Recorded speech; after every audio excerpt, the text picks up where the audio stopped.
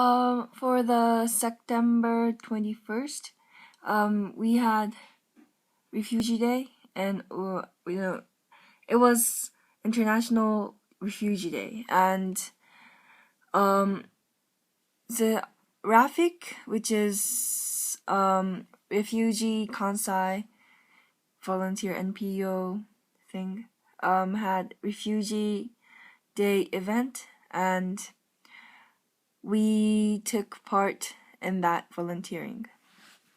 And since I was the leader of the school, I did a lot in a way, yes. Well, first, Sakumi, or a girl, didn't come in the day, and I didn't get that call, or I didn't get that from her, so I didn't know she was gonna be absent that day.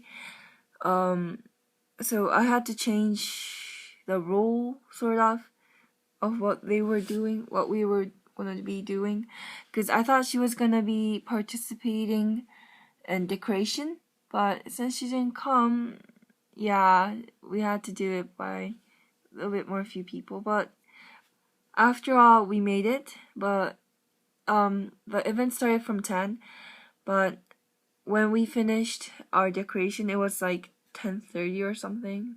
So we were kind of pushing the schedule a lot. And yeah. And after that, but a few people came, and we went to the streets and handed out pamphlets promoting about Refugee Day and the refugee event, so that many people will come and know more about the refugees. But yeah, even though we tried to hand them the paper or the pamphlet, many people ignored us. Well, I know it's normal thing to do, because I do it a lot. But I just found out that how it's heartbreaking in a sense. So, yeah. And even though we're trying to kind of have communication, since they ignore, we can't actually have one. So yeah, that was the case. But some people took our pamphlet, and we had some conversation. They were saying, "Oh, what's that?" And we were like, "Oh yeah, we're having a refugee event. So why won't you come if you have time?" And they were like, "Okay, sure." And some people came. Yeah. After that, we watched some documentaries about, well, not about, but it was documentary about refugee and what they would have experienced through their life and their home country. Yeah. And it was very heartbreaking, and they were saying about things that we would never experience in Japan or in the life normally, because the country didn't actually protect that person or those people, but they actually discriminated them, or not even the government, but like since by the social system, even though the government didn't abandon them, but the society itself abandoned those people. Yeah. And after that, they talked about the problems they have in Japan. Yeah, like how the rate is really, really low. Yeah. And how the Japanese government is not actually standing up towards refugee and actually helping them out, even though they're having the contract about refugee. And during the noon, I helped people they were having lunch, and I actually donated 1,000 yen and had lunch too.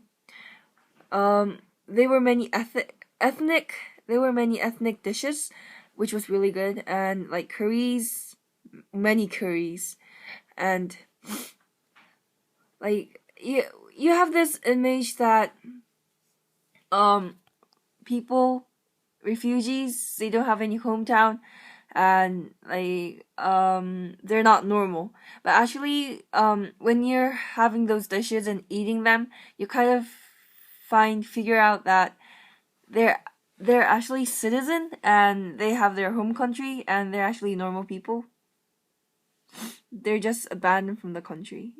It's not like they didn't have any hometown, or yeah, stuff like that. Yeah, so by food, we were able to have a little bit more connection towards refugee. And since those dishes were made by the refugees, which was really cool, we were able to talk to them and like how they made and how they're like and how their life like. Yeah. And yeah, I helped the dishes out. Um one a dish costs 100 yen, but it's a rent 100 yen, so if you put it back, you're gonna have the 100 yen back. So I was doing that, and yeah, I was doing that during the noon. After that, um I did some it's not interview, but I asked some people.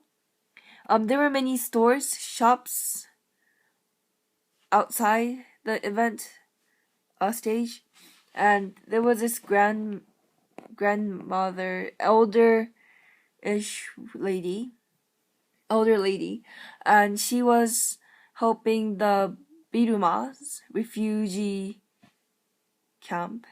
I think that's what it's called in English. Biruma, oh yeah, Bilma, and she was helping.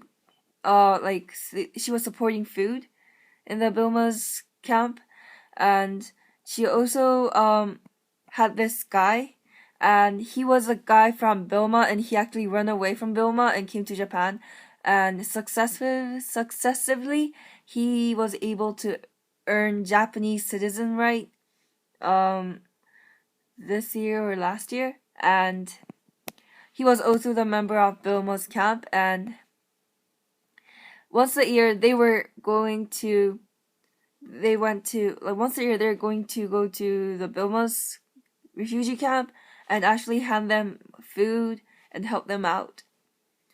Yeah, and what was really surprising was that the grandma there was 80 something years old. She was really old. But even though she was old, she actually took the airplane, went there, and helped people out, which is really fascinating.